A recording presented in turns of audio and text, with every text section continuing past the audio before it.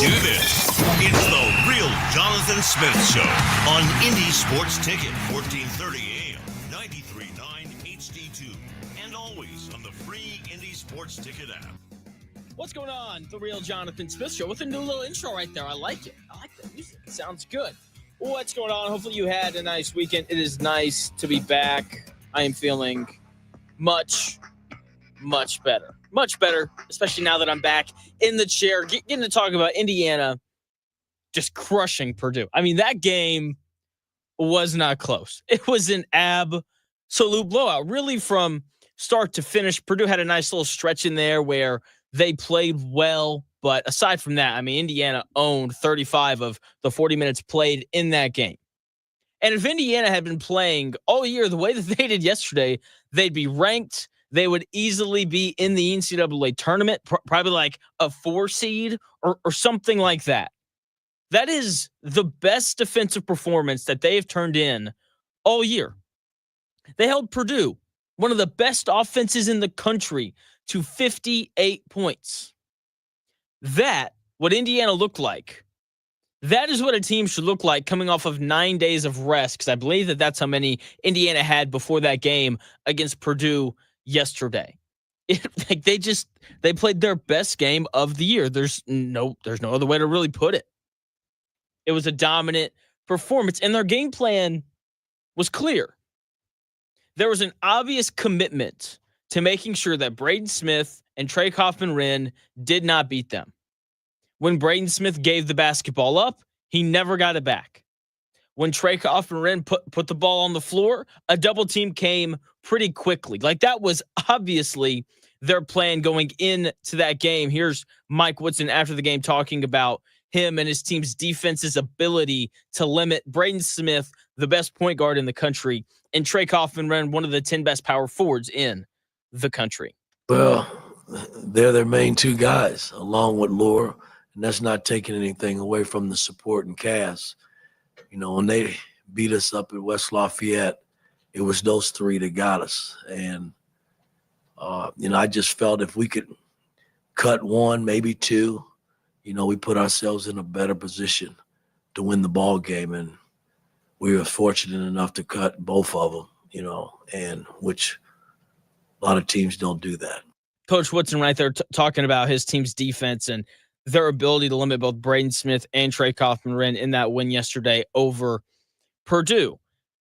And just like, I'm still very surprised at how well they defended those two players. Okay, both Braden Smith and Trey Kaufman-Renn were both held to single-digit points. They held the best point guard in the country. Indiana did, Braden Smith. They held him to 8 points, 5 assists, and 6 turnovers. That's the first time all year that Braden Smith has played in a game where he had more turnovers than assists. In fact, that's the first time that Braden Smith has had more turnovers than assists in a game since Purdue lost to Fairleigh Dickinson. Crazy. Both Anthony Leal and Miles Rice did an outstanding job defending him. They pressured him full court. They made him give up the basketball. And when he did give up the basketball, he never got it back. Okay, the efforts and the defensive intensity from Anthony Leal and Miles Rice from really start to finish in that game was amazing. And I had to be honest, I struggle with liking Anthony Leal being on the floor because he just doesn't offer anything offensively. But to his credit, Anthony Leal can flat out defend. That dude tries really hard on defense. He's like 6'5".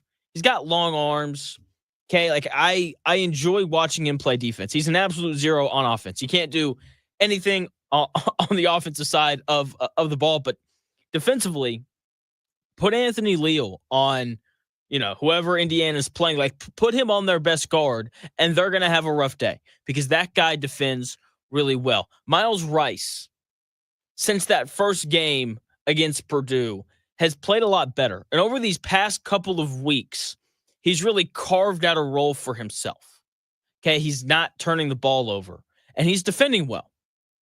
And a large part of why Indiana won that game yesterday was because of the way that those two guys played defense. Here's Mike Woodson after the game talking about Anthony Leal and Miles Rice's efforts on the defensive side of the ball.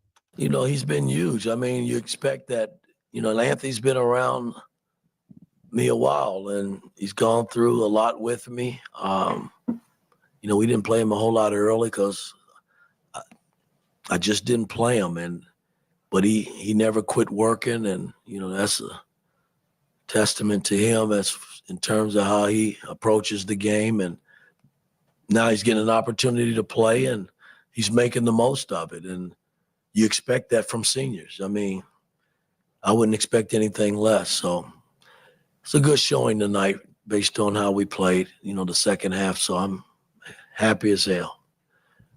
You know, we had a few bodies, you know, guarding Smith. You can't just play that young man with one guy. He's really that good. And, you know, Gallo had him some, Anthony had him some. But I thought Miles did a tremendous job in guarding him because he's a tough guard. I mean, you know, when things break down, the ball gets back into his hand and he's able to make plays with the basketball. So I thought we did a good job with him tonight. Mike Woodson right there talking about Anthony Leal and Miles Rice's efforts on the defensive side of the ball in that game, more specifically against Braden Smith, because if you're going to beat Purdue, you have to make sure that Braden Smith doesn't play well. Because, like, forget if you're Purdue. If you're any team in the country, it's tough to win when your best player turns in his worst performance since his freshman year. That's what Braden Smith did yesterday. 8 points, 2 of 8 shooting, 5 assists, 6 turnovers. Once again, first time since Purdue lost to Fairleigh Dickinson in the first round of the NCAA tournament. It's the first time since then that Braden Smith has had a game where he had more turnovers than he did assists. He couldn't have played much worse. Okay, and he's the best player in the Big Ten. And Indiana completely shut him down. And when you shut down Braden Smith, you shut down the rest of the Purdue offense. As I said, you know, to open up the show, Indiana owned 35 of the 40 minutes in that game. Purdue had that one, 5-minute stretch where they went on this 15-2 run. Part of that was because Indiana quit giving the ball to Malik Reneau, who didn't miss a shot yesterday, and Omar Bala, who in the minutes that he played was very good. So that was part of why Purdue went on that run. The other thing was that for the first time in a long time, guys not named Braden Smith and Trey Kaufman-Renn scored. Like in that 15-2 run, the other guys for Purdue showed up. Miles Colvin, he had a 3 and a pull-up jumper. Camden Heide hit a 3. Fletcher Lawyer hit a 3. Okay, that was 11 of the 15 points in that run. And then Trey Kaufman-Renn got 2 layups. And I remember in that moment when Purdue has the lead going into halftime, I'm like, they're going to win this game because of that stretch right there. Because Braden Smith and Trey Kaufman-Renn, they're going to come out in the second half and they're going to do their thing, and then they're going to win by 10. Like that was how I felt. And, I was fully prepared. I already kind of started formulating a segment in my mind of, offense is a lot easier when guys other than your 2 best players actually score the ball. And then the second half happened, and I was like, I can't talk about that at all. Because outside of that stretch, outside of that 15-2 run, Purdue was so bad on the offensive side of the ball. They turned it over 16 times. They only had 9 assists as a team. Once again, if you can shut off Braden Smith, then you're going to shut down that Purdue offense. The only player that consistently scored the ball was Fletcher Lawyer. Outside of him and, a short stretch from Miles Colvin where he looked good, Purdue was awful offensively. And it's because of the game plan that Mike Woodson put together. They pressured Braden Smith. They made him give the ball up. They didn't let him get it back. They doubled Trey Kaufman-Renn. Omar Bala was really the only player on Indiana's roster who they allowed to defend Trey Kaufman-Renn one-on-one, which makes sense because Omar Ballo is significantly larger than Trey Kaufman-Renn. Everyone else got the help of a double team. Okay, and that led to Trey Kaufman-Renn really struggling. He scored 9 points. He only had 4 rebounds. He turned the ball over 4 times, and he was 4 of 11 from the field. He did not play well. Okay, that was the first time all year that Trey Kaufman-Renn had a game where he didn't score 10 points or more. It's the first single-digit scoring output Trey Kaufman-Renn has had all year. Okay, he also fouled out of the game, which has been an issue for him throughout the entire season. That's the third time he fouled out this year. Purdue, if you want to snap this 4-game losing streak, start with, making sure that the second best player on your team doesn't foul out. Okay? The second half for Trey Kaufman-Renn and Braden Smith was just brutal. They combined to shoot 0 of 5 from the floor. They combined scored 2 points and turned it over 8 times. And Purdue just, they aren't beating anyone if that happens. Okay, once again, you have to give Coach Woodson his props. He put together a great game plan for this Purdue team. And look, people have rightfully questioned Mike Woodson during his time at IU, but you can't question what he did yesterday. They beat a top 15 team by 15, and now they're projected to be in the NCAA tournament. And if they end up making the tournament, then for the third time in the last 4 years, the Indiana Hoosiers will have made the NCAA tournament, which is, not too terrible, all things considered, especially with how Coach Woodson has been discussed throughout his time at IU. And last week, staying on this Purdue and IU game, I discussed what the difference would be in this game. Not saying that Indiana was going to win. I didn't say that. I'm pretty sure I actually picked Purdue. But I did say that Malik Reneau could be the difference in this game. Because compared to the first time that Indiana and Purdue matched up, he just looked much better. He just looked much more like himself as of late. The first matchup between these two teams, he played 8 minutes, and Malik Reneau fouled out in those 8 minutes. But it was only his third game back. He still didn't look right. He still appeared to be trying to get comfortable. Okay, because he didn't look good. And then over the last, 4 or 5 games, he started to look like Malik Reneau of the past, finishing, around the bucket. He had that one little step through where he got to his left hand and got a lip. That looks like the guy that played really well for Indiana last year. Okay, and yesterday, that's the guy that he looked like. He didn't miss a shot. 15 points on 7 of 7 shooting, and he made the one free throw that he attempted. He also grabbed 6 rebounds and did an excellent job of defending Trey Kaufman-Renn. He also entered into the 1,000-point club. He scored his 1,000th career point yesterday. Here's Mike Woodson talking about Malik Reneau, his impact, and him joining the 1,000-point club. Well, we were able to keep him on the floor here and there. He didn't get in a whole. He had 4 fouls, I believe, coming down the stretch, but we were able to mix him in and then get him some rest and get him back in there. But Malik's been a solid player for us. He reached 1,000-point plateau today, and that's pretty special, when you play college basketball. So I can't help but think if he continues to work and stay healthy, he'll continue to do some wonderful things in college basketball. Mike Woodson right there talking about Malik Reneau and just his impact, not only on the game yesterday, but just throughout his time at IU. And look, Malik Reneau makes this team better. There's no way around it. And if Indiana wants to make the NCAA tournament, and if they win a couple games in the NCAA tournament, then Malik Reneau has to continue to play well. He has to continue to score the basketball because Indiana needs a little help offensively from time to time, and Malik Reneau is a guy who can put the ball in the bucket. A guy who can also put the ball in the bucket, but didn't really play at all yesterday, is Mackenzie Mgbako, a guy that I've been pretty high on really ever since he showed up at Indiana because, call me crazy, but I like big 6'8" guys who can dribble pass and shoot. Can Mackenzie Mgbako play defense? Not really. So for him, when he's not scoring the basketball, he doesn't play. And because of that, I have no issues with him coming off the bench yesterday and only playing 9 minutes. I don't know who was calling the game, but the way that they were talking about Mgbako really upset me because they were just wrong. They made it sound like he had been playing well. But really, ever since that first matchup against Purdue where he went crazy and gave Indiana a chance to win that game, he's struggled. He hadn't scored more than 15 points in a game since that game against Purdue. And since that first game against Purdue, he's only shooting 35% from the floor.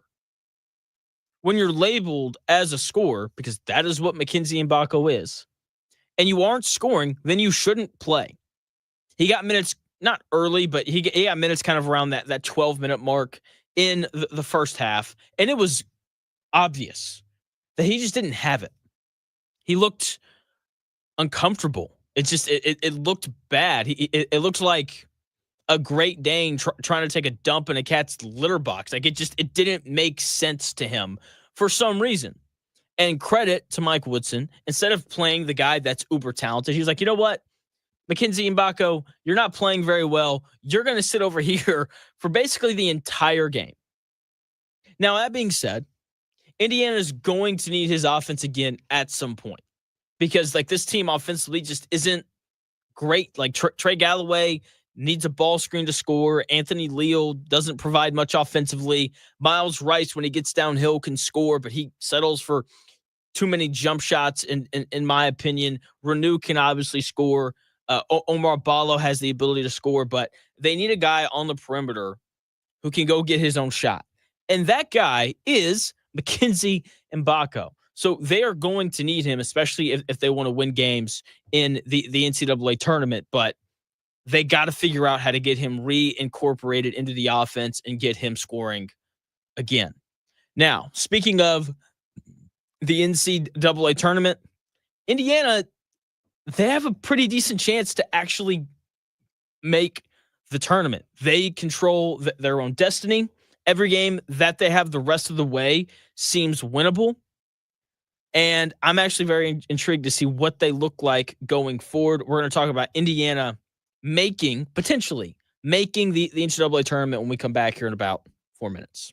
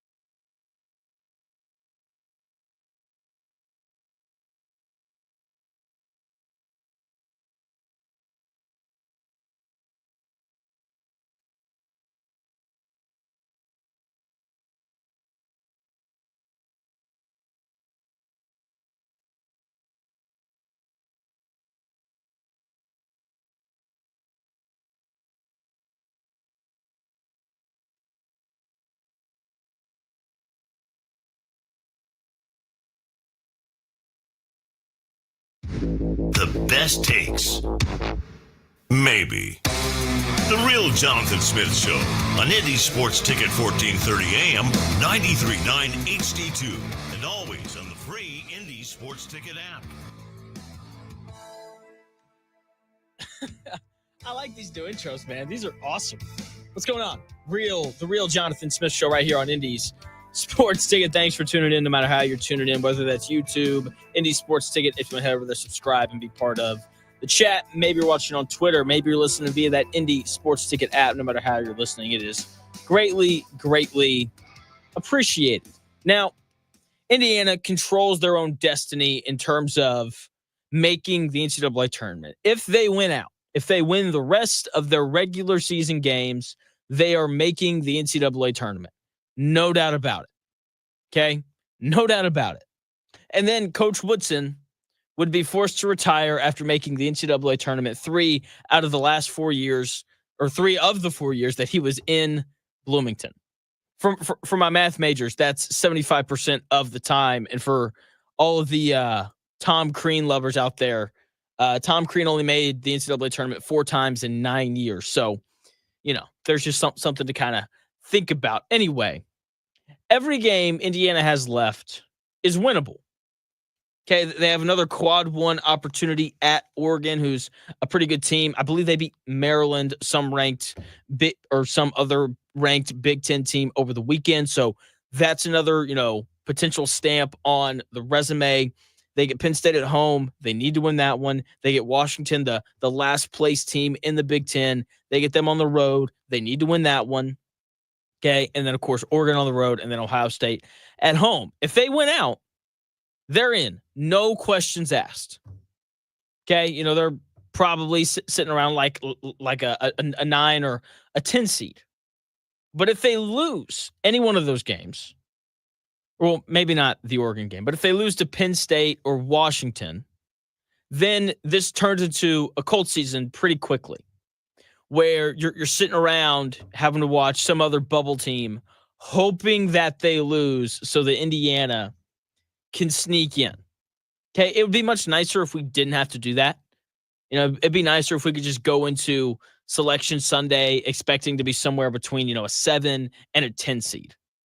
Okay, because if the cards fall correctly, if enough teams lose, then they might end up on a 7 line, which I think would be pretty great. Especially if they find a way to win a couple games in the Big Ten tournament when that starts here in the next couple weeks. It's going to be here in Indianapolis, by the way. So Indiana feeling pretty good about themselves right now. The other thing about this game is Purdue's issues are prominent, and I don't think there's a way for them to be fixed. Purdue doesn't have another ball handler outside of Braden Smith. Trey Kaufman, Wren, and Braden Smith are the only 2 players who deserve attention consistently on offense. I don't think that they've done a good enough job of incorporating Fletcher Lawyer into kind of the scoring bunch as much, because that's a guy who can really shoot it. He doesn't seem to miss that little one dribble pull-up jumper that he has. And so because of that, it's all Trey Kaufman, Wren, and Braden Smith. That's really it. And then, the thing that we've been harping on for a while now is they just don't have enough size. I don't know how they fix either one of these issues. Let's start with the size. Purdue didn't block a shot yesterday. Pretty tough to win when you block 0 shots. Okay? The only fix for that is keeping teams out of the paint. And that'd be easier if they had more size on the perimeter to kind of push players away. I think part of why Miles Rice and Anthony Leal have had success here recently as defenders is because they're big guards. Miles Rice is 6'3", and Anthony Leal is 6'5". And when you're bigger than whoever you're defending, you can push them out a little bit. You can be a little more physical. Okay? And Purdue doesn't have that. They don't. And because they don't, they gave up 44 points in the paint yesterday. If you give up 44 points in the paint, you're not going to win. It's not going to happen. Caleb First is playing hard, but he doesn't protect the rim very well. The Raleigh Burgess kid who comes in off the bench is very clearly a freshman. Okay, so like the size, there's no fix for it except for keeping teams out of the paint in general. Okay, their offense couldn't run smoothly yet yesterday because they only have one player who can actually run the offense, and Indiana did an excellent job of just eliminating him from the equation.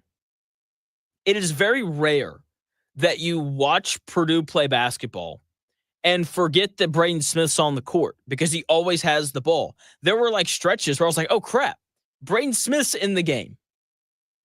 Okay, like Indiana just did an excellent job of taking him out. And this, to me, this is their biggest issue.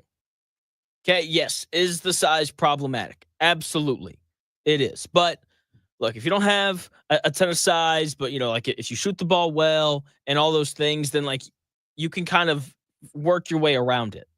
Whereas when you only have one guy who can run your offense, you're not going to beat anyone. You're not.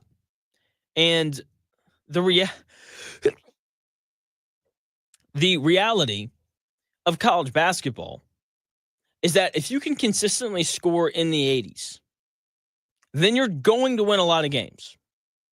Okay, Matt Painter is an excellent offensive coach. Here's Buzz Williams after Purdue's game against Texas A&M earlier in the year. Listen to what Texas A&M coach Buzz Williams had to say about Matt Painter after that game.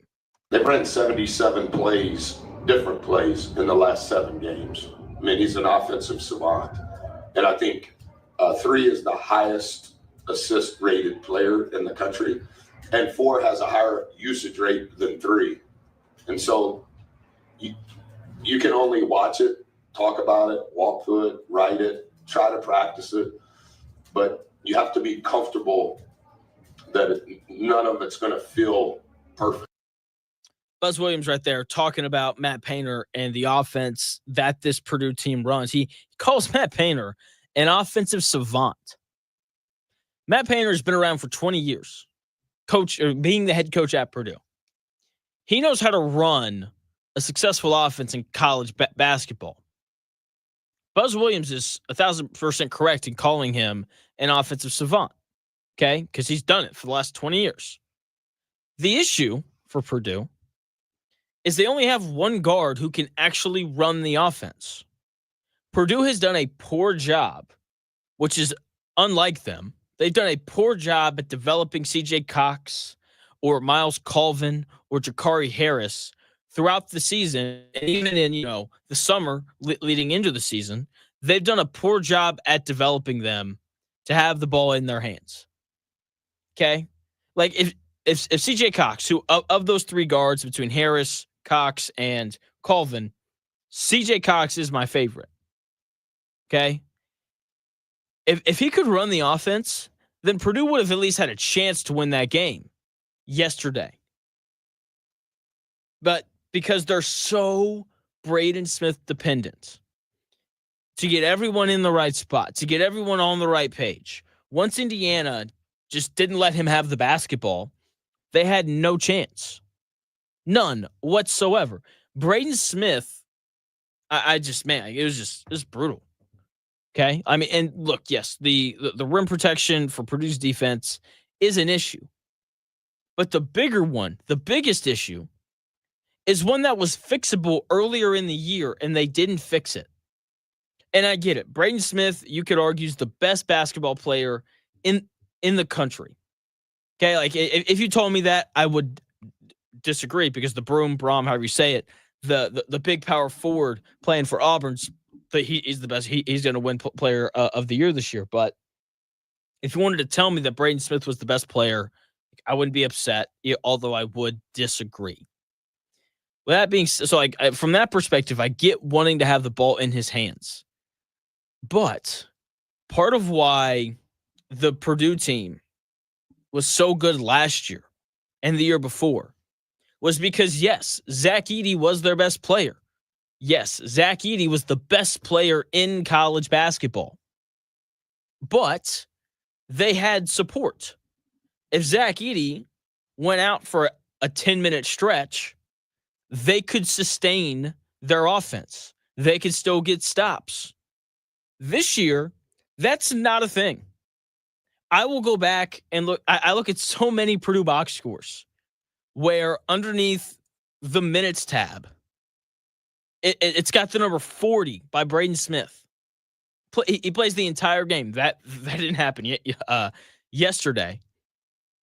But they are just overly dependent on him. And if they had just let CJ Cox handle the ball and run the offense against, Texas A&M, Corpus Christi, and some of the other, not good non-conference games that they've played, even if they'd let CJ Cox run the offense against Texas A&M or somebody like that, they would be so much better off at this point in the season. Because now every other team that plays Purdue, they're going to watch this tape. And they're going to be like, okay, we're going to double Trey Kaufman-Wren on the first dribble, because that's when Indiana doubled him yesterday. And once Braden Smith gives the ball up, we're not letting him get the ball back. Every team is going to do that to Purdue from here on out. And they're going to have no counter for it because they didn't build depth during the season. They didn't give CJ Cox or Miles Colvin or Jakari Harris enough opportunities to run the offense with the ball in their hands. Okay? That is what's going to be their downfall. And it feels too late in the year to all of a sudden be like, hey, CJ, Miles, Jakari, one of you three is going to have opportunities to run the offense now. It feels a little bit too late for them to do that. So I don't see Purdue getting much better. They're going to find a way to win a couple games because they're Purdue, and I know that they've lost 4 in a row, and it feels like the sky's falling. But this team might get to a Sweet 16, maybe. If they made the Elite Eight, I would be genuinely shocked, genuinely. So that's where I stand with Purdue. Matt Painter was asked yesterday about the head coaching job at Indiana and just kind of his thoughts on it. And he did 2.5 minutes talking about the job at Indiana. His thoughts I found to be incredibly intriguing and honestly very correct. I've got that audio for you when we come back here in about 4 minutes.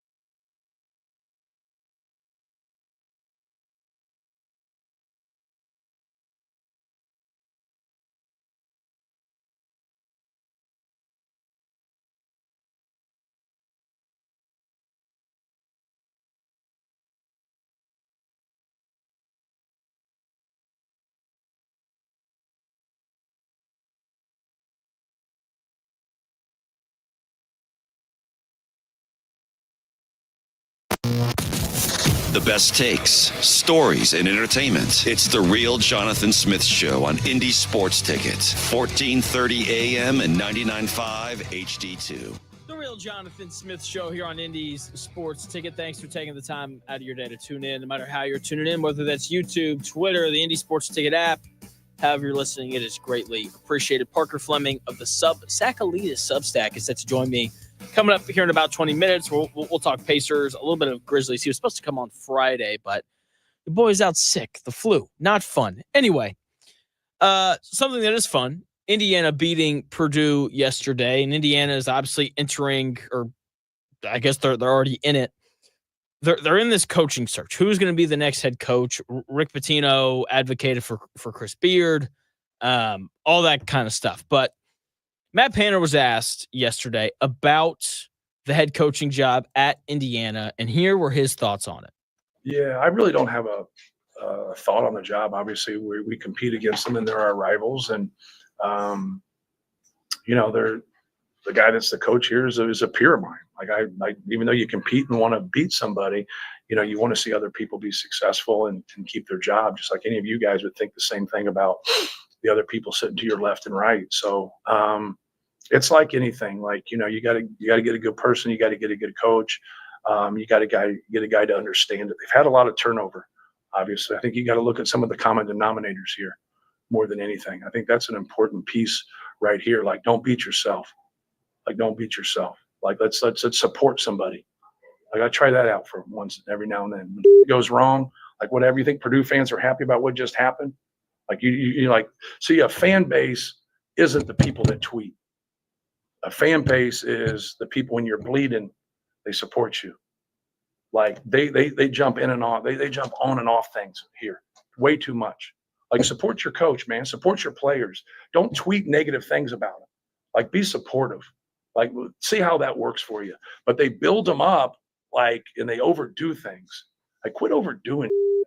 Just accurately, like, talk about what's actually happened. Like, don't, like, get, like, recruits and, like, that's Michael Jordan, Scottie Pippen. Then they come out here. Well, they're not Michael Jordan, Scottie Pippen. They're good college players. Like, and then they build it up, and then they go, well, what's wrong? Well, they're part of it, but it's not their total fan base. It's just that everyone has a bad percentage of their fan base now because of Twitter. And then we think that's their fan base. It's not our fan base. It's not their real fan base either. And so I think that's an important piece, but it's hard for young people to hear all that and then go out and collectively play like, hey man, we're playing for you guys, but you dog us when we lose. And then we're the best when we win. Well, we're somewhere in between, right? So like, I think they need to learn from some of those things and support Scott Dolson and support the new coach and support the staff, but also kind of be grounded with everything. And they'll be able to, I think they'll be able to have success. It's just a different world now. We have 18 teams, right? We're going to go into the name, image, and likeness, and some changes are going to be made here in April. So it'll be real interesting to see just the landscape for everything. Purdue head coach Matt Painter right there talking about the Indiana job. And he says, I love how he's like, I don't have any thoughts. And then he talks for 2.5 minutes about the job. And there's obviously a lot of stuff in there. I don't think everything that he said is true. But there are two things that he says that I do think are absolutely true.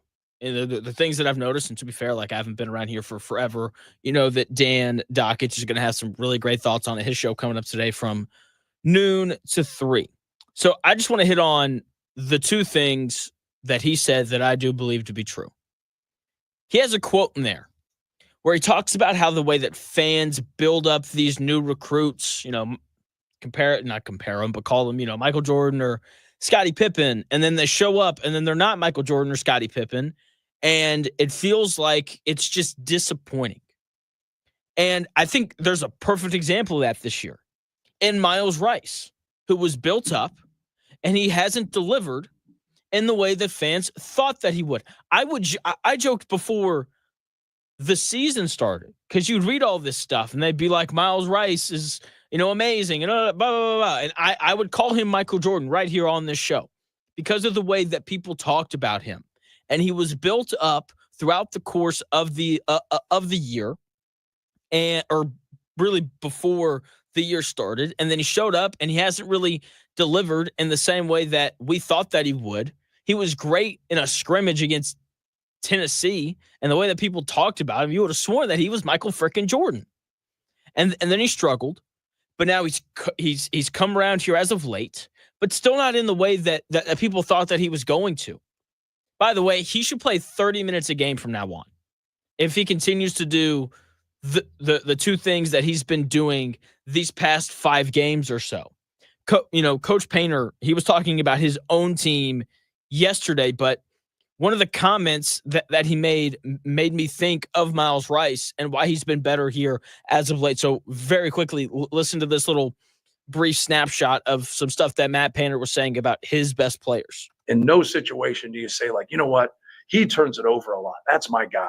I want him. Like that's crazy. But like when we got guys turning the basketball over or not making good decisions that have carried the water for us, like that's hard to take because you've seen them do special things. Matt Painter right there talking about how turning the basketball over is an instant disqualifier in terms of getting a bunch of minutes. And when you look at Miles Rice, where he's really come along over these past 5 games or so, is he's just stopped turning the ball over. He has 1 turnover in his last 4 games. And if he continues to defend at the same level that he's been defending at, then he's going to keep playing. Okay, like if you're a point guard and you can get the ball where it's supposed to be, and for Indiana, that's in the post, and you don't turn it over and you play defense, then you're going to play a lot. And Miles Rice has played more as of late because he's been doing those 2 things. Back to what Coach Painter said.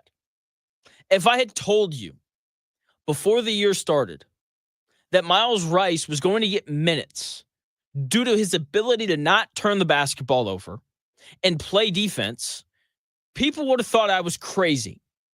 Because, the response would have been something like, are you really saying that the Pac-12 freshman of the year is going to play just because he's not turning the ball over? Yes, because that is why he's playing.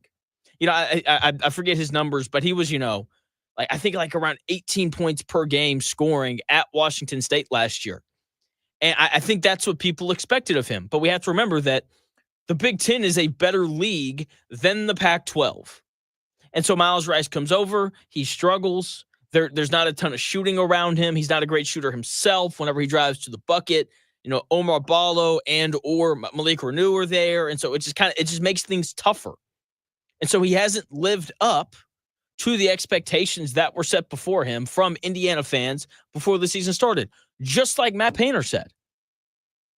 Seriously, like that is, I'm not going to say part of the issue, but if you go to the movies and you're expecting for whatever movie you're watching to be the best movie you've ever seen, even if the movie's great, you aren't going to appreciate it. And that is what, and this is just one example, that is what has happened with Miles Rice and other recruits that have come in over, the previous few years under Coach Woodson and, probably under Archie Miller as well. And, I wanted to go back and make sure that my memory on this was correct. And, I do this segment sometimes called Tweets of the Game, where I'll highlight different tweets from Indiana fans or Purdue fans, depending on which game I'm watching. And so I wanted to go back and find tweets about Miles Rice from before the season started. And I found stuff like this from Kevin Morgan that says, this was tweeted on October 30th. Okay, Kevin Morgan, no idea who that is, said, Miles Rice, nothing more needs to be said. And then underneath that tweet, there's some lady named Rhonda who agreed that he was going to be fun to watch and was already one of her favorite players.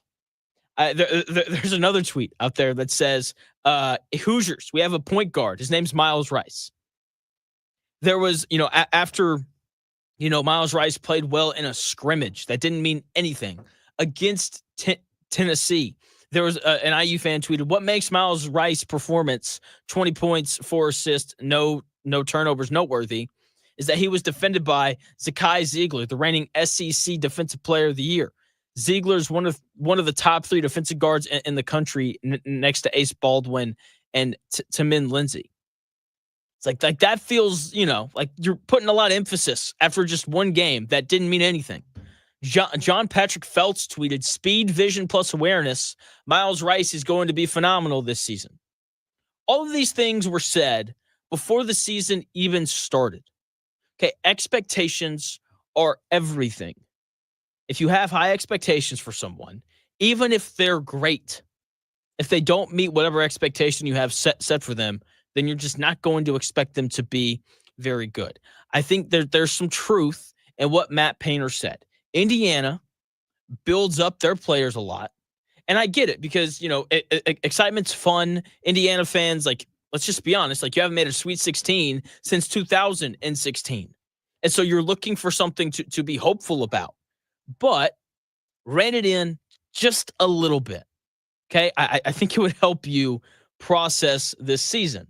The other thing that Coach Painter mentioned was the revolving door at head coach. Because he's exactly right. Indiana is about to be on their 7th head coach in the last 21 years. That doesn't work.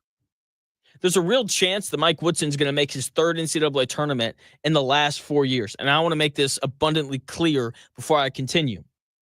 I am not advocating for Mike Woodson to keep his job. But this proves Matt Painter's point. Indiana moves on from coaches rather quickly.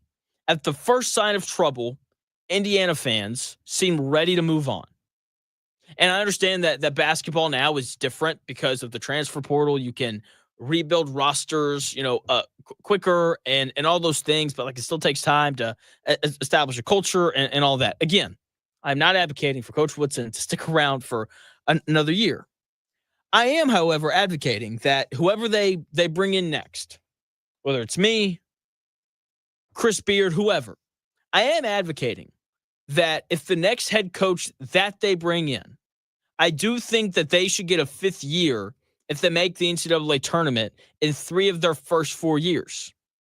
By the way, the last time Indiana made the NCAA tournament 3 times in a 4-year span was over a decade ago. Tom Crean, 2012, they made it. 2013, they did not. 2014 and 2015, they made the tournament. It's been a decade since Indiana has had a basketball coach that has gotten them to the NCAA tournament 3 times in a 4-year span. Okay, once again, not advocating for Mike Woodson to, stick around for another year.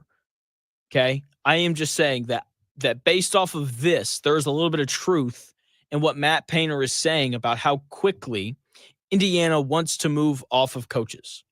Okay? Seriously, it's been over a decade since the last time Indiana made the tournament 3 times in a 4-year stretch. And I understand that the standard at Indiana is winning national titles. But at the same time, when you just look at the simple results of making the tournament compared to recent head coaches at Indiana, once again, Archie Miller, he didn't make it once in 4 years.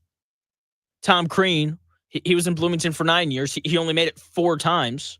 That's 1 more time than Mike Woodson might make it in twice the amount of time. Okay? I just think that there's a lot of other schools that if they had the drought that Indiana has had, that they wouldn't be forcing Mike Woodson out so quickly. Okay? Especially when you consider that Archie Miller is going to end up with the exact same amount of time spent as the head coach at Indiana. 4 years, and he didn't make the tournament once. Okay, it makes sense to fire someone for making the tournament 0 times in 4 years. But Mike Woodson has had exponentially more success than Archie Miller did, and he's going to be forced out after the exact same amount of time. That doesn't make any sense. It doesn't.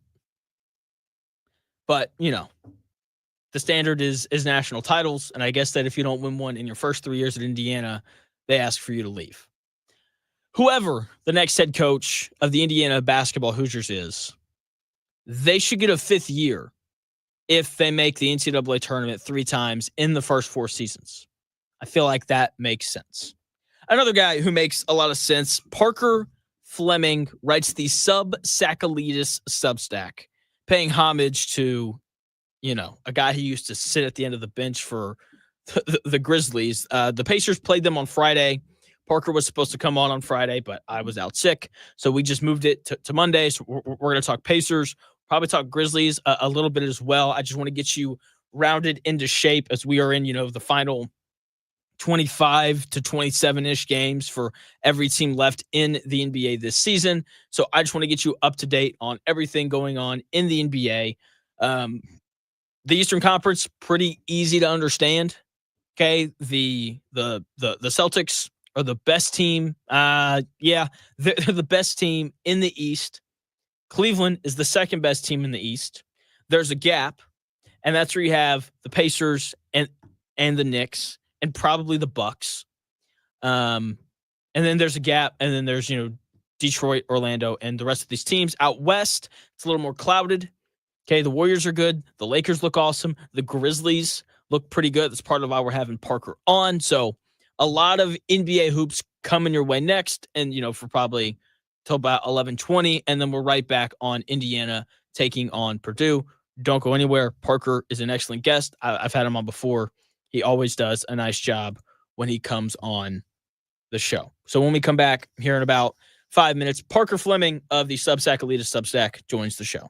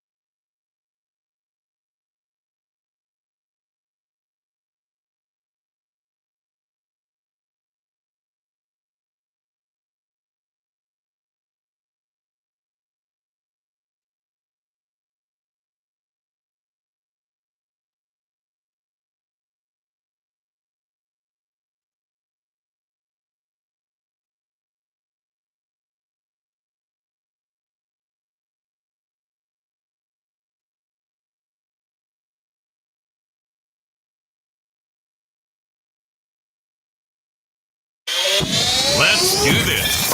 It's the Real Jonathan Smith Show on Indy Sports Ticket, 1430 AM, 93.9 HD2, and always on the free Indy Sports Ticket app.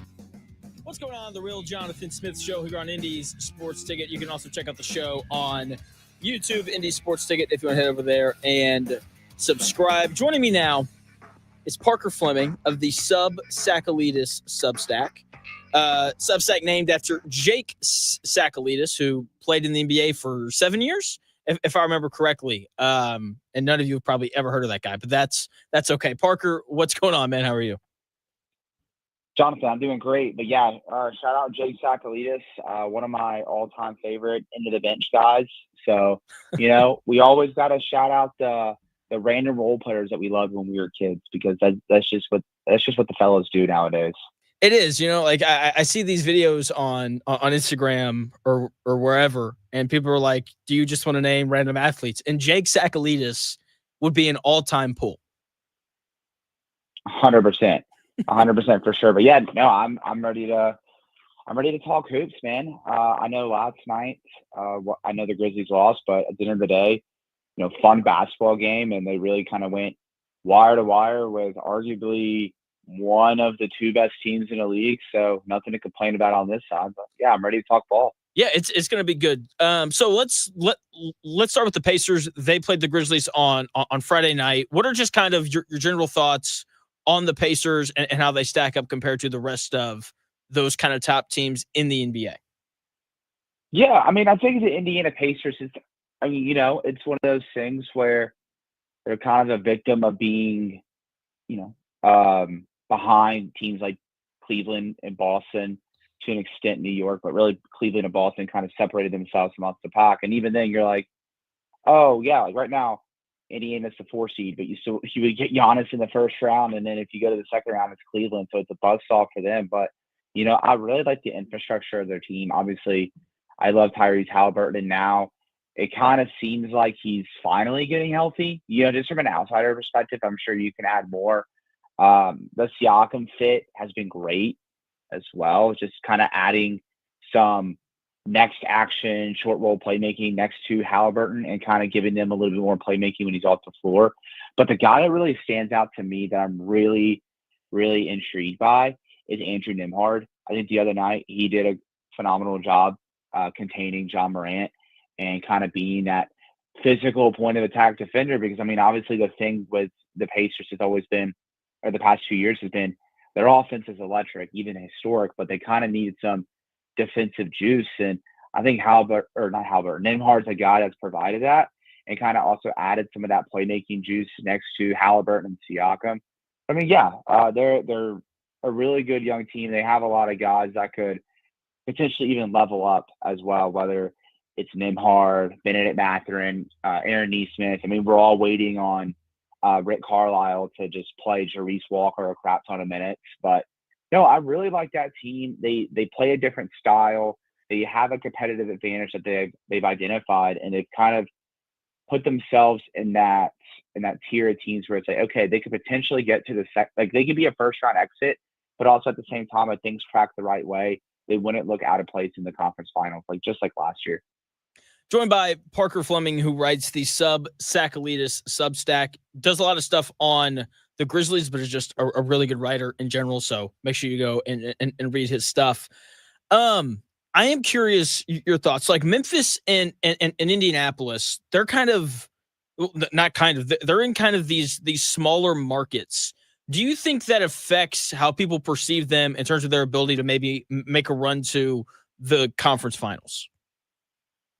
Yeah, it could be that, but also I think it's one of those things that both teams, they rely on their youth because they are a small market team. Granted, Indiana was able to push the chips in and make that Siakam deal last year, but I kind of just went through all those cast of players that are young and in the rotation. I think the real veteran presence there, you got Miles Turner, Pascal Siakam, and then TJ McConnell as well. But a lot of those guys still young. I would describe them as younger veterans because it's one of those things. Time is flying by, and Tyrese Halliburton and Aaron Nesmith, Desmond Bane, guys like that. they entered the league in 2020. They're closer to being 10-year vets than rookies, which is insane to think about. Jaren Jackson Jr., John Morant, both 25, but they get the young guy label, but it's like, they've been in the league for 6-7 years. I think it's just a combination of youth, but also like the small market thing. Because also too, they're not going to be these teams that attract the free agents or anything. They got to rely on their scouting departments hitting around the margins, but also too leveraging their draft picks and those hits around the margins to eventually go chase a guy. Obviously, that's something Indiana's already done. That's something that everybody's kind of waiting on Memphis to do, especially in Memphis, especially since they've been a team that's been linked to guys like Mikal Bridges, Kevin Durant, and OG Anunoby over the past several years. But yeah, I do think there's a little bit of that perception. I think you have to be extraordinary to do that. 'Cause even then, like you had Brian Windhorst on ESPN the other day saying that nobody takes the Oklahoma City Thunder seriously, even though they're 46-10, boasting one of the best all-time net ratings. Like, they're just a historic juggernaut, and nobody wants to take them seriously because they're young and they're also a small market. Like if like the Los Angeles Lakers or the Boston Celtics or New York Knicks had a profile of teams like Oklahoma City or Cleveland, or like, we would be talking about them being like historic teams, but we're not. So yeah, I think you're onto something there for sure. Yeah, I think you're exactly right. Joined by Parker Flemming of the Sackalidis Substack. You can follow him on Twitter at Paca_Flocka, which is an awesome at name, by the way. I appreciate that. I think you're exactly right. Like if you took Oklahoma City and you put them in LA, everyone would just adore them. But because they're in Oklahoma City, they aren't. And you mentioned with Indiana and with Memphis as well, just how dependent they are on their young players. I think both teams, the Pacers and Memphis, have done an excellent job over the past couple of years of hitting on non-lottery draft picks.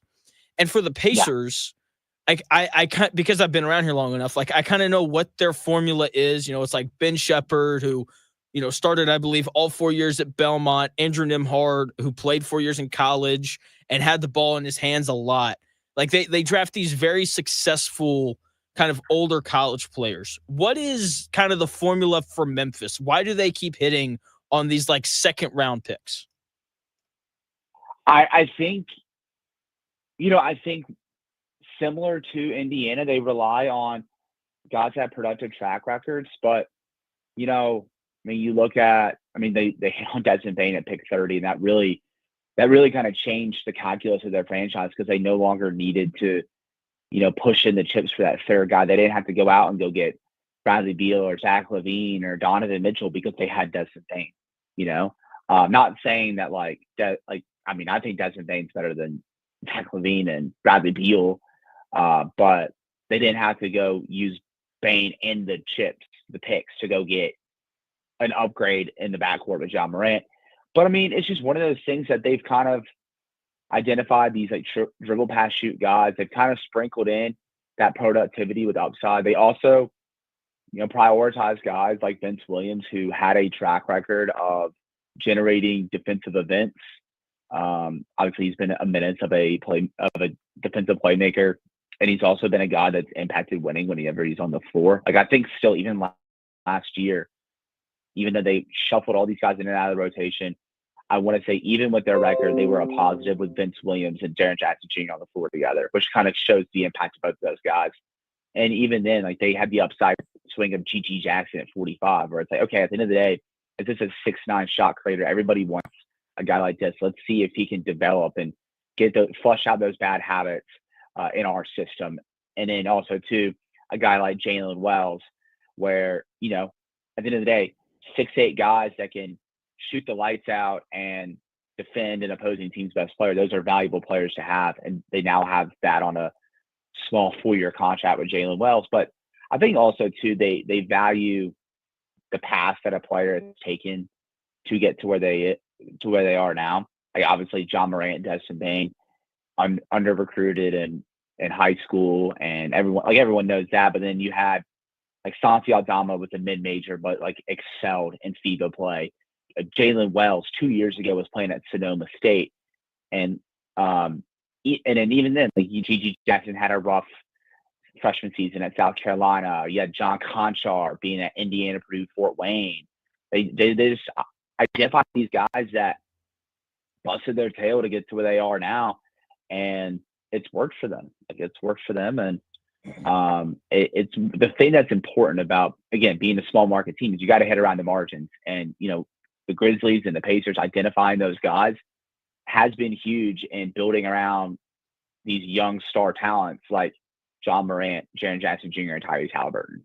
Yeah, I think you're exactly right. Because like you said, like Kevin Durant, who's probably going to leave Phoenix after this year, probably doesn't want to go to Memphis or Indianapolis. So like you said, like you have to hit in the draft, joined by Parker Flemming, who writes a Substack called Subsack Elitist. He does a lot of stuff on the Grizzlies, but he's just a good writer in general. So you should definitely go and check out his stuff.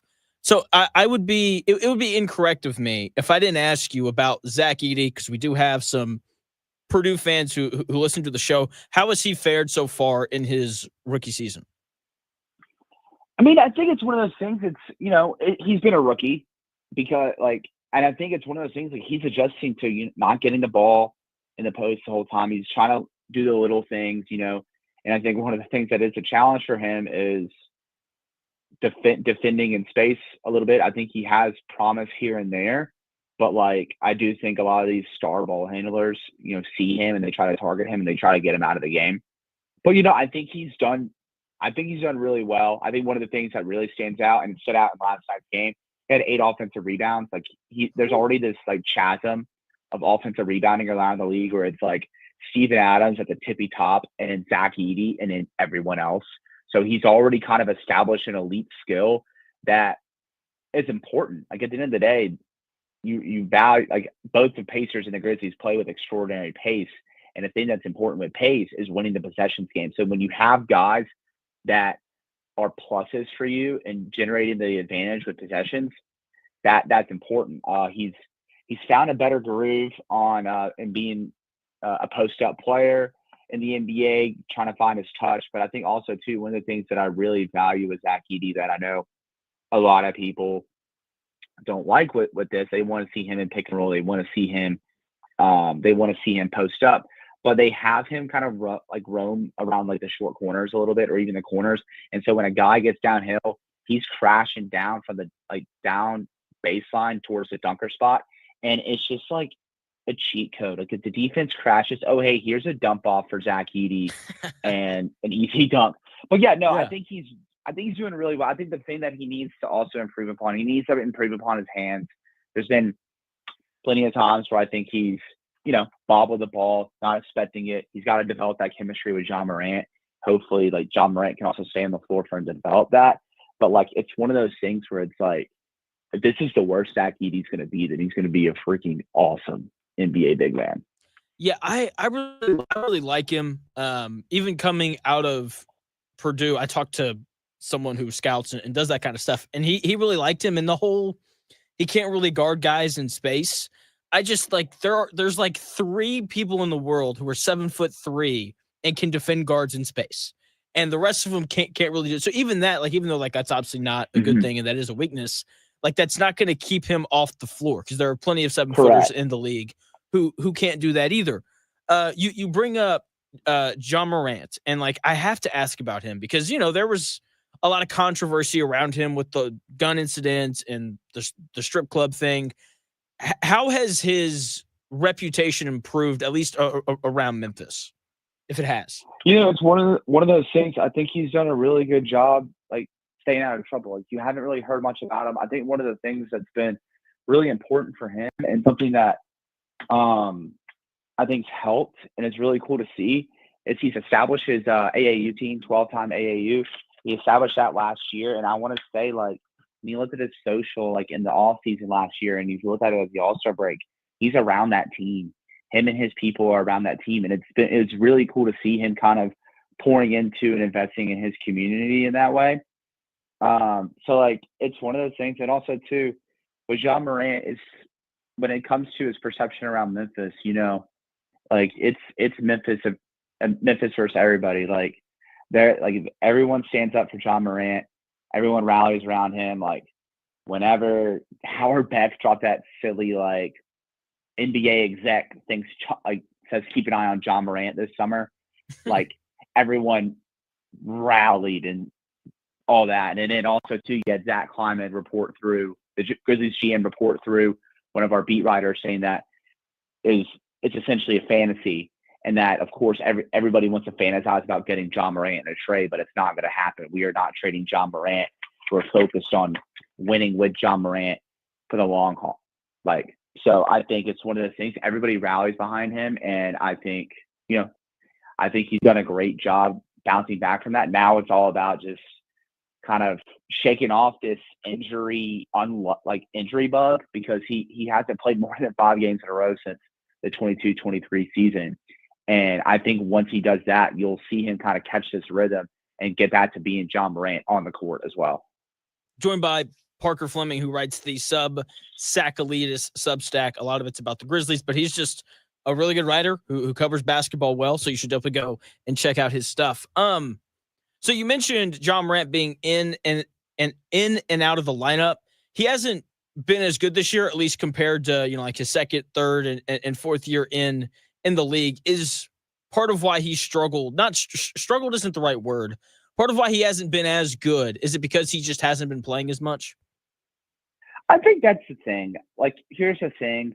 I think there's so many elements that go into it. And, I don't want to be making like too many assumptions or anything, but I think there's a rhythm thing when if you're playing for 5 games and then you get hurt, like you're almost in a constant ramp up. You're not getting in a rhythm. You're ramping up, getting used to playing NBA games to game, especially at the pace and the movement at which the Grizzlies play. That's a challenge. And I think that's a part of it, is that I do think that there was he has had stretches this season where he lets no calls get to his head a little bit, and it affects his game. I think that's a part of it too. I think also too, like adjusting to this new offense, he's gone from being like a heavy pick and roll player to where now it's more predicated around motion and movement and advantage creating and all that stuff. And it's different, but I do think that also too, I think playing consistently and kind of shaking off this injury bug will help him kind of regain his footing and getting back to being like the all NBA player that he's been. Like an observation that I made too is that, granted, they lost last night with him doing this, but not only does the team do better when he dishes out more assists, but he also scores more efficiently when having like 10 or more assists in a game. Like the Grizzlies are 9-2 when John Morant has 10 or more assists, and he shoots 49% from the field and 36% from 3 and averages 20 points a game. Like I'm thinking like, hey, maybe being that pass first point guard is a way for John Morant to get into his rhythm, because that's how the game is coming to him. Everything's easy when he's out there really controlling the game. So that's something I'm kind of watching in these like final 25-ish games. Could part of why his numbers be down a little bit be because he's not the best player on the Grizzlies anymore? Because I think it's Jaren Jackson Jr. I mean, here's the thing. Since we've seen John Morant play like consistent basketball, like since the 22-23 season, the leap that Jaren Jackson Jr. has taken is absolutely crazy. And also, too, like expand upon it, look at Desmond Bane. Like I want to say over the past 2 months, Desmond Bane is averaging like 20 points, 5 rebounds, 6 assists on 50, 40, 90 shooting splits. He's been awesome. And I think it's one of those things where Jaren Jackson Jr. and Desmond Bane have kind of like closed the gap between them and Ja. I think Ja's better than Desmond Bane, obviously, but I think Jaren Jackson Jr. has really become like a 1A, 1B with Ja. And I have always said that's how the Grizzlies win a championship. It's with Ja Morant and Jaren Jackson Jr. being a 1A, 1B together. And that really involves Jaren Jackson Jr. taking that leap. And he's been a legit all NBA caliber player this year, not just with his defensive player of the year caliber defense, but he's really just become one of the more potent mismatch creators in the league. He's too big for most 4s, and he's too fast for most 5s. He's improved his touch in that like floater zone with that left hand. His outside shooting has gotten a little bit more consistent. compared to the last several years. So I think that's part of it. Is the scoring numbers are down. Granted, I wish the efficiency was there, but the scoring numbers are down because they're also making sure that they are capitalizing on the advantages and mismatches that Jaren Jackson Jr. creates. Joined by Parker Flemming, writer of the Sub-Sackalitis Substack. You can check Parker out on Twitter too, at Paka, Paka _Flocka, Flocka, which it makes me laugh every time I read it. Last thing for you, Parker, and I will let you go. What's Memphis's ceiling this year? Ceiling, like, here's the thing, like, the thing is, with this NBA, you know, maybe I'm wrong, because maybe there's only 3 teams that can win a championship. But, like, I think a lot of teams in the NBA, especially in the West, whether it's obviously aside from OKC, like, let's say it's Memphis, Denver, and the Lakers, or maybe, like, throw Minnesota in there too, just because they recently did this. Golden State, because they just got Jimmy Butler. But you can make that argument. It's like, hey, like, Western Conference Finals and maybe get in, like, have a shot at the finals. That's the ceiling. Like, I think those teams have that upside. Granted, it might, again, we already talked about it.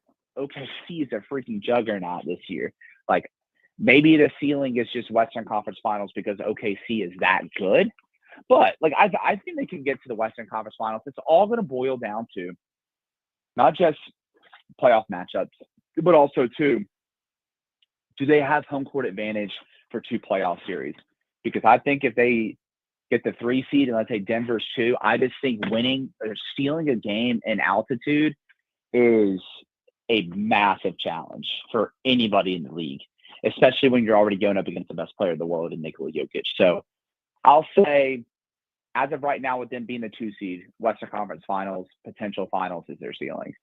Yeah, that's kind of how I feel about it. It's tough to pick anyone against Oklahoma City because, like you said, they're putting up some just historical numbers. But yeah, Western Conference Finals kind of feels right. Parker, thanks for your time, man. You were great.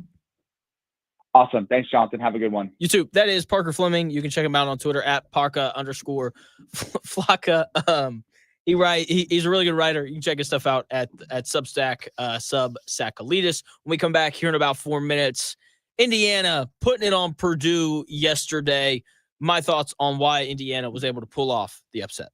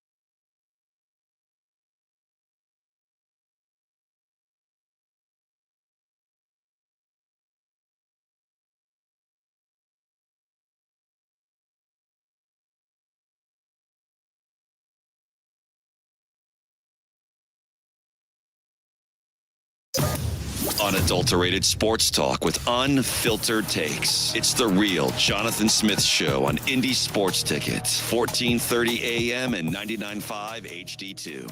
The real Jonathan Smith Show here on Indy's Sports Ticket. Thanks for tuning in, no matter how you're tuning in, whether that's on YouTube, Indy's Sports Ticket, if you want to head over there and subscribe. Maybe you're watching on Twitter, _ Jonathan Smith, if you want to watch there, or maybe you're listening via that good old Indy Sports Ticket app, which you can download wherever you get your apps. Indiana put a little beating on Purdue yesterday, really dominated 35 of those 40 minutes. And Indiana's game plan in that game was clear. There was a commitment to making sure that Braden Smith and Trey Coffin-Wren did not beat them. And after the game, Indiana head coach Mike Woodson was asked about kind of the game plan and why they were able to limit Trey Coffin-Wren and Braden Smith. Well, they're their main two guys, along with Laura, and that's not taking anything away from the support and cast.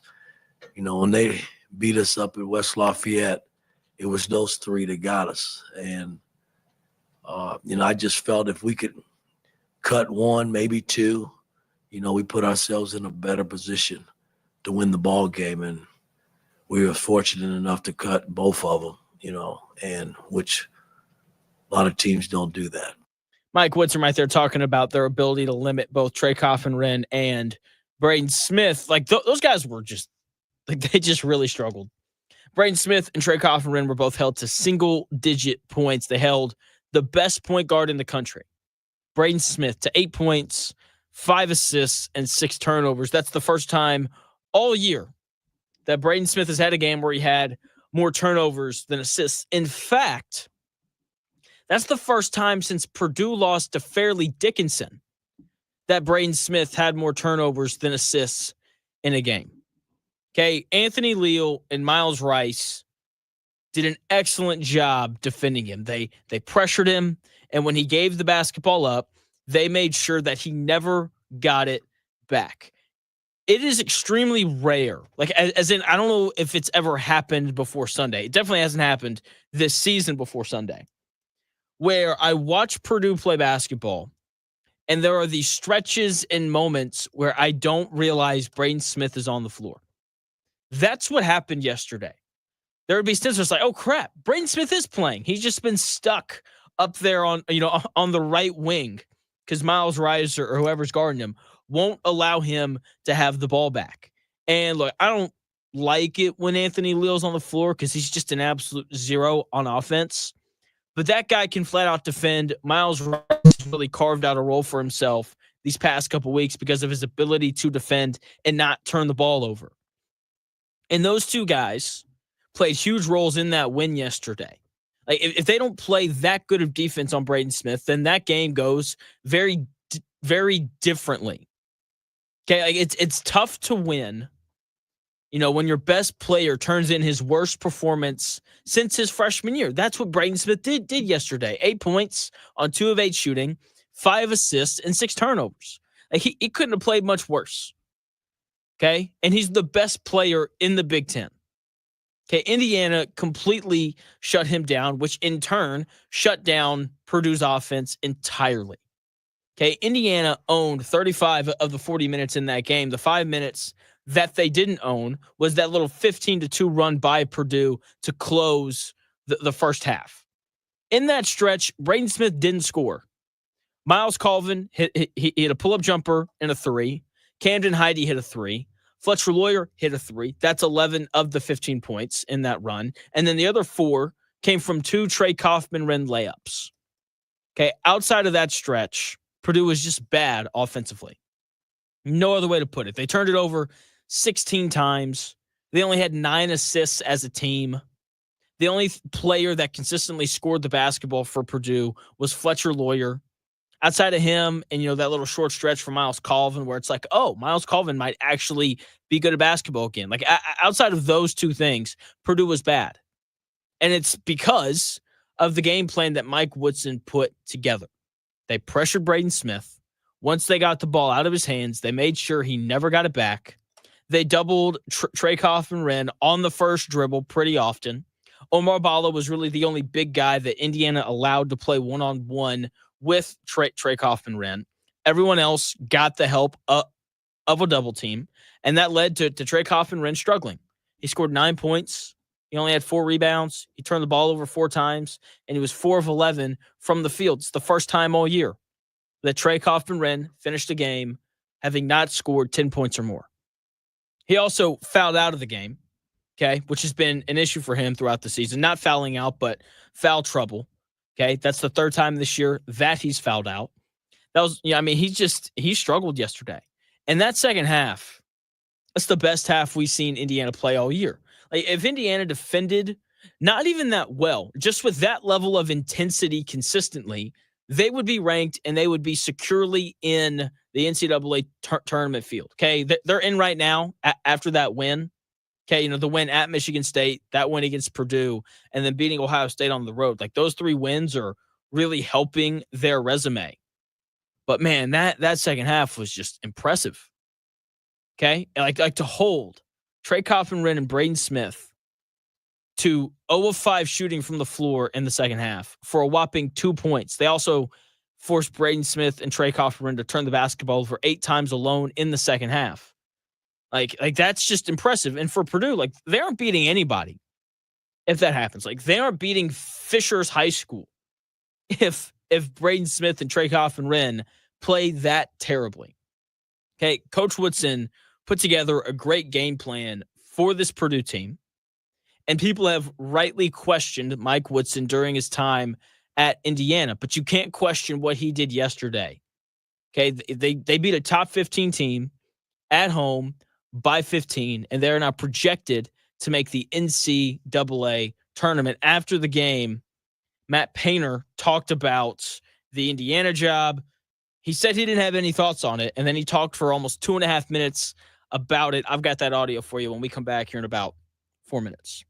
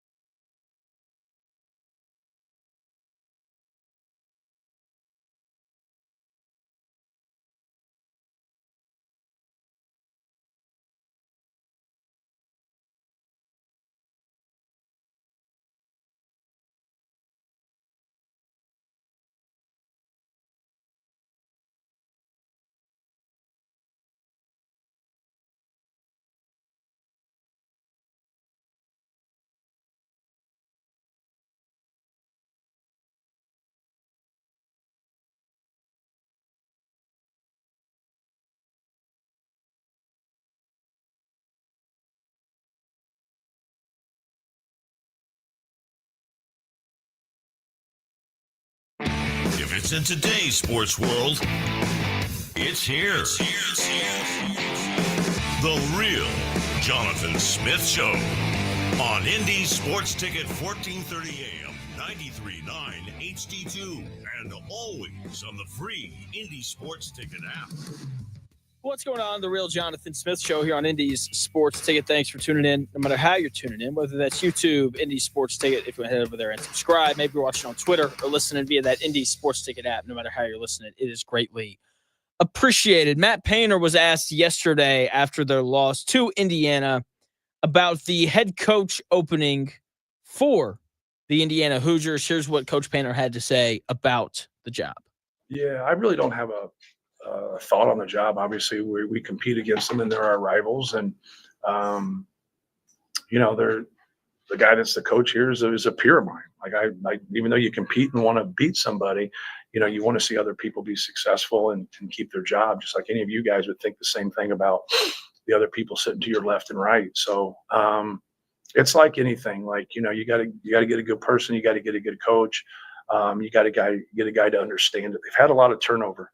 Obviously, I think you got to look at some of the common denominators here more than anything. I think that's an important piece right here. Like, don't beat yourself. Like, let's support somebody. Like, I try that out for once every now and then. When it goes wrong, like whatever you think Purdue fans are happy about what just happened. Like you like, see, a fan base isn't the people that tweet. A fan base is the people when you're bleeding, they support you. Like they jump in and off. They jump on and off things here way too much. Like support your coach, man. Support your players. Don't tweet negative things about them. Like be supportive. Like see how that works for you. But they build them up and they overdo things. Like quit overdoing. Just accurately talk about what's actually happened. Like don't get recruits and that's Michael Jordan, Scottie Pippen. Then they come out of here. Well, they're not Michael Jordan, Scottie Pippen. They're good college players. And then they build it up and then they go, well, what's wrong? Well, they're part of it, but it's not their total fan base. It's just that everyone has a bad percentage of their fan base now because of Twitter. And then we think that's their fan base. It's not our fan base. It's not their real fan base either. And so I think that's an important piece, but it's hard for young people to hear all that and then go out and collectively play like, hey man, we're playing for you guys, but you dog us when we lose. And then we're the best when we win. Well, we're somewhere in between. Right. So I think they need to learn from some of those things and support Scott Dolson and support the new coach and support the staff, but also kind of be grounded with everything. And they'll be able to, I think they'll be able to have success. It's just a different world now. We have 18 teams, right? We're going to go into the name, image, and likeness, and some changes are going to be made here in April. So it'll be real interesting to see just the landscape for everything. Matt Painter right there talking about the opening at Indiana. And he said something. I love how he opens up with, I have, no thoughts on it. We just play against them. Oh, and here's 2.5 minutes worth of thoughts. Oh, that's funny. Anyway, so he says a lot in this clip, right? It's like 2.5 minutes long. I haven't been here forever, but there are two things that he said that I believe are 1,000% true. Okay. And I'm sure that part of why he said what he said was to kind of talk about Purdue fans and some of the things that I'm sure that they're saying. Like, you lost 4 games in a row. That hasn't happened in forever. Calm down. I promise, Purdue fans, you will be okay. All right. But he has a quote in there where he talks about the way that fans talk about new recruits, whether it's transfers or freshmen coming in. And Matt Painter in that clip says something like, like they call them Michael Jordan or Scottie Pippen, and then they show up. They're not one of those guys, but they're still really good college players.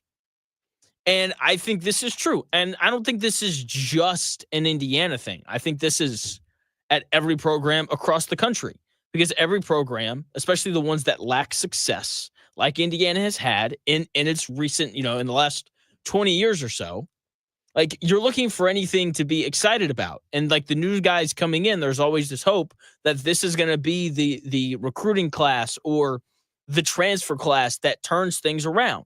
And I think that we have a perfect example. Miles Rice was built up before this season started. And even though he's not a bad player, I don't think he's a great one either, obviously, but like he's not bad. He hasn't delivered the way the fans thought he would, right? And because of that, like fans didn't like Miles Rice there for a long time. I still don't think that they do for the most part because he comes out in that scrimmage against, Tennessee in a game that doesn't matter, and he played really well, and like people were swearing up and down that he was Michael Jordan. And then the real season started, and teams, game planned for him and actually like coached and got ready for him. And so the season comes around, and then he struggled. But he's gotten better, and I firmly believe that he should play 30 minutes a game from here on out. If he continues to do the two things that he's been doing over these past 5 games or so. Coach Painter had a quote after the game where he talks about turning the basketball over and how no coach ever looks at a guy that turns the ball over all the time and is like, I want that guy to have the ball late in games. And when you look at Miles Rice, something I think he's done an excellent job of here recently is he's not turning the ball over. He's turned the ball over 1 time in his last 4 games. And if he continues to defend at the same level that he's been defending at, then he'll continue playing. Okay? And he should play 30 minutes if he defends at a high level and if he simply doesn't turn the basketball over. If you play point guard and you don't turn the ball over, you play good defense, and you make sure the basketball ends up where it's supposed to be, then you should play a lot. And that's what Miles Rice has done. And that is a valuable thing to have on your basketball team. Okay? Now, back to what Coach Painter said. If I had told you that before the season started, maybe not you specifically, but Indiana fans, if I had told you that Miles Rice was going to play 30 minutes a game, or that Miles Rice should play 30 minutes a game because of his ability to not turn the ball over and play good defense, even though he kind of struggles offensively sometimes, people would have thought I was crazy based off of the way that they discussed Miles Rice before the season began. Okay? Because like the reviews for Miles Rice were incredibly high. And I'm not going to say that people were wrong to be excited about the dude. But like we also have to remember that just because you're the freshman of the year in the Pac-12 doesn't mean that you're going to be great in the Big Ten. Those two leagues are very different. If you don't believe me, go back and listen to the Mick Cronin. Go back and listen to Mick Cronin from last week when he's talking about making the transition from the Pac-12 to the Big Ten. The leagues are just very different. Okay, but people, IU fans, were still very excited before this year began. Like some crazy things, not crazy, but some high expectation things were said about him. On October 30th, some guy named Kevin Morgan said, Miles Rice, nothing more needs to be said. And then underneath the tweet, some lady named Rhonda agreed that he was going to be really good this year. And then, I found another tweet from an IU fan from before the season started that said, Hoosiers, we have a point guard. His name is Miles Rice. After the scrimmage against Tennessee, an Indiana fan tweeted, what makes Miles Rice's performance, 20 points, 4 assists, no turnovers, so noteworthy is that he was defended by Zakai Ziegler, the reigning SEC Defensive Player of the Year. Ziegler is one of the top 3 defensive guards in the country next to Ace Baldwin and Tamin Lipsey. Scrimmages don't mean anything, okay? They don't. If you don't believe me, Arkansas beat Purdue in a scrimmage last year before the year started. Arkansas was, I think, barely 500, didn't make the tournament, and Purdue obviously played for the national title. So don't put any weight ever in any exhibition game. John Patrick Feltz, but before the season started, tweeted, speed, vision, and awareness. Miles Rice is going to be phenomenal this season.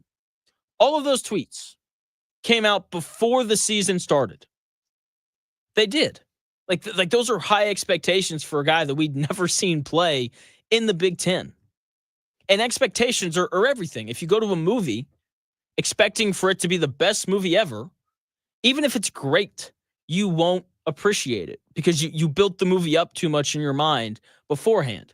If you'd walked into the theater with no expectations, then you would have enjoyed the great movie a lot more. And I do think that there's some truth as to what Mike Woodson was saying to what Matt Painter was saying about the way that fans build up players. And I don't think that this is only about Indiana. Once again, I think part of why he said what he said was to kind of send a message to Purdue fans. But he's right. Like, Indiana builds their players up a lot. And I get it. Excitement's fun. Like, you want to hope that, that the next team is going to make the run to make a run to a Final Four.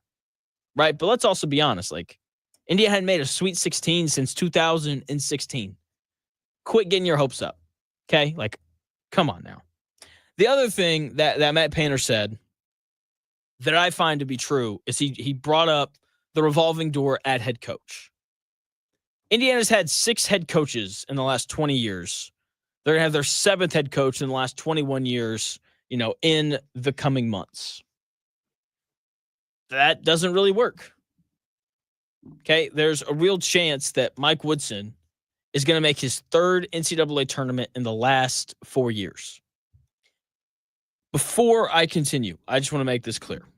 I am not advocating for Mike Woodson to keep his job. But this proves Painter's point. Indiana moves on from coaches pretty quickly. They do.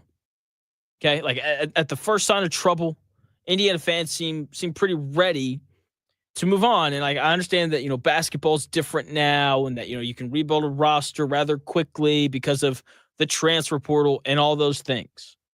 But I don't know, have we ever stopped to consider that maybe part of why Indiana has struggled some this year is because Malik Reneau missed some time. And when he came back, like, he wasn't himself. Ever since he started to look like himself, they beat Michigan State and Purdue. Like that was never even stopped to be considered. It's just like, oh, we've lost 4 games in a row. Fire Mike Woodson. Okay. And once again, I'm not advocating for Mike Woodson to come back to be the head coach in Indiana for another year. I am advocating, however, that whoever they bring in next year to be the head coach should get to be the head coach for a 5th year if they make the NCAA tournament 3 times in their first 4 years. Do you know when the last time Indiana made the NCAA tournament 3 times in a 4-year span? Tom Crean, a decade ago. They made the tournament in 2012, 2014, and 2015. So they missed it in 2013. But it's been over a decade since Indiana has made the tournament 3 times in 4 years. And I understand that winning national titles is the standard at Indiana. But at the same time, given the success, feels weird to say that about Mike Woodson, but given the success that he's had over the last 4 years, especially when you consider that Archie Miller, who was the head coach at Indiana for 4 years and didn't make the tournament once, is going to be the head coach in Bloomington for the exact same amount of time as the guy who made the NCAA tournament 3 times in 4 years. Okay, like I get it. Like if Mike Woodson hadn't made the tournament once in 4 years, then I would understand, firing him for that. Same thing with Archie Miller, right? They fired him after 4 years because he didn't make the tournament once. I think he had one 20-win season, if I remember correctly. And then you have Mike Woodson, who's had exponentially more success than Archie Miller. And he's going to be forced to retire after the exact same amount of time, despite making the NCAA tournament 3 times in 4 years. Also, Tom Crean only made the NCAA tournament 4 times in 9 seasons. Okay? So say what you want about Mike Woodson, but that doesn't make sense. Whoever the next head coach is at the University of Indiana should get a 5th year if they make the NCAA tournament 3 times in their first 4 seasons. I don't think that that's an unreasonable thing to expect. Speaking of expectations, tonight, the Indiana Pacers, they're hosting the Nuggets. If you'd like to watch the best basketball player on planet Earth, you should watch the Pacers tonight because Nikola Jokic is nothing short of incredible. And I am excited to watch this game because I like watching Nikola Jokic play basketball. Just the way that he just controls games. Okay? Like, I bought 2K because I got bored. And I was like, I'll spend $30 on 2K. It was half off. And, like, Nikola Jokic reminds me of my ability of playing 2K against the computer.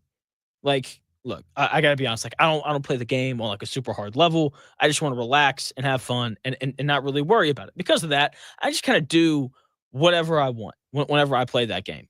And for Jokic, that's just what he does in real life. It's honestly incredible. And tonight Miles Turner is gonna get eaten alive. Okay, like it's going to happen. And I'm gonna have to like lock myself out of Twitter. I'm gonna have to like falsely log in like 10 times so that I can't access it, just so that I don't get on there and see the Miles Turner slander that's going to happen because he couldn't defend the best basketball player on planet Earth. With that being said, I do like the Pacers' chances tonight because when you watch the Nuggets, they don't have a ton of shooting. I just kind of expect for the Pacers to kind of sag in, kind of make things congested around Jokic, and we'll kind of see how things play out from there. I'm very quickly trying to look up the line on tonight's game. I got it. The Pacers are 5-point underdogs. They're playing as well as anyone in the league right now. Okay, they've won every game since returning from the All-Star break. I think it continues tonight. They're at home. The Nuggets they didn't look great the other night against the Lakers, so maybe they come out and they play a little bit tougher because of that. But I like the Pacers tonight. +5, I think, Andrew Nembhard introduces Jamal Murray to Nimhel because that's just what he's been doing this year. He's been defending at such a high level. Tyrese Halliburton hopefully continues to get in the paint. I think someone finally shared that, the Pacers are like 19-2, 18-2 now when Tyrese Halliburton scores 20 points or more. So hopefully that kind of kickstarts him just to be a little bit more aggressive because that's what the Pacers need from him. They need their best player to score the basketball. What a concept. I know. So I like them tonight. Definitely to cover that +5, but might as well take them on the money line. Why not? So Pacers, Nuggets tonight. Definitely going to talk to some Pacers tomorrow. Probably going to have a little bit more stuff on Purdue and their struggles here lately as well. So tomorrow's show is going to be great. The Real Jonathan Smith Show tomorrow from 10 to noon. Coming your way here in about 4.5 minutes. The Dan Dockett Show. It's a Monday. Todd Leary at 1. Kent Sterling at 2 o'clock for the Power Hour. Should be great. Dan, is going to have a lot of thoughts on Indiana after that win. So make sure you stick around. The Dan Dockett Show comes your way here in about 4 minutes.